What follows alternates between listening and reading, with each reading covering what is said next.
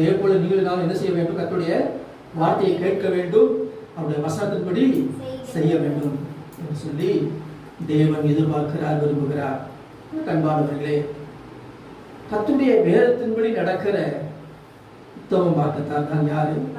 பார்த்தேன் 119 சங்கீதம் 1வது வசனத்தில் வாசிக்கின்றோம். இப்ப யார் உத்தம மார்க்கத்தா, யார் பாக்கியவான்கள் சொன்ன? கர்த்தருடைய வசனத்தின்படி வேதத்தின்படி நடக்கிறவர்கள்.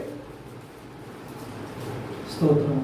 எனக்கு அன்பானவர்களே, அவர்கள் பாக்கியவான்கள் மட்டுமல்ல, அதிக பாக்கியவான்களாக இருக்கிறார். மோர் பிளஸட். ஆமென். கர்த்தருடைய வார்த்தையை கேட்டு அவருடைய வசனத்தின்படி செய்கிறவர்கள், அந்த வசனத்தை கைக்கொள்கிறவர்களே அதிக பாக்கியவான்களாக இருக்கிறார்கள் என்று சொல்லி லூக்கா 11:28 வாசிக்கிறோம். ஆமென். யார் அதிக பாக்கியவான்கள்? வசனத்தை கேட்டு அதை வாசிக்கிறீங்களா? லூக்கா 11:28.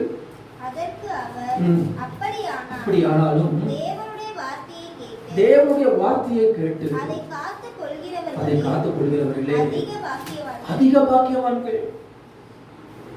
வசனத்தை கை கொள்கிற, வசனத்தின்படி செய்கிற நீங்கள் நான் யாரு?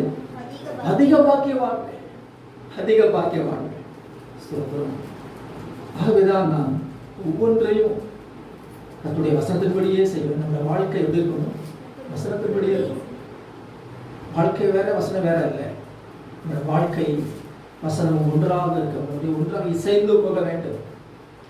நம்முடைய வசனம் தான் வாழ்க்கை, இந்த வாழ்க்கை தான் வசனம் என்று சொல்லக்கூடிய அளவிலே நம்ம திருவசனத்தை கேட்கிறவர்களாய் மாத்திரமல்ல, அதன்படி செய்கிறவர்களாக என்று சொல்லி யாக்கோபு 3:22 வாசிக்கிறோம்.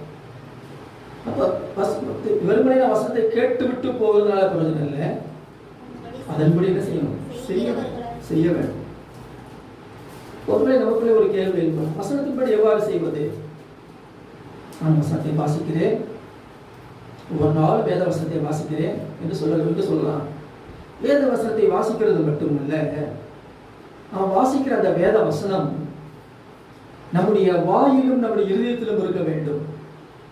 ஒரு பகுதியை ஒரு டெய்லி ஒரு போர்ஷனை வாசித்து கொடுத்தவங்க, சரி இன்னைக்கு வேத பகுதி வாசித்து முடித்தாயிற்று, ஆமேன்னு சொல்லி க்ளோஸ் பண்ணியிருக்கிறார். ஆமேன். இன்னைக்கு வாசிக்க முடிக்க வேண்டிய வேத பகுதி வாசித்து முடித்தாயிற்று, ஆமேன்னு சொல்லி முடிச்சிடாம இந்த வேத வசனங்களை நம்ம எங்க வைக்கணும்? நம்முடைய வாயிலையும் நம்முடைய இதயத்தில் வைக்கணும். அப்பொழுதுதான் நம்முடைய வசனத்தின்படி நம்ம செய்ய முடியும். அது அப்படியே நீங்க மூடி வச்சுட்டீங்கன்னா வசனம் அப்படி இருக்கும், வாழ்க்கை வித்தியாசமா இருக்கும்.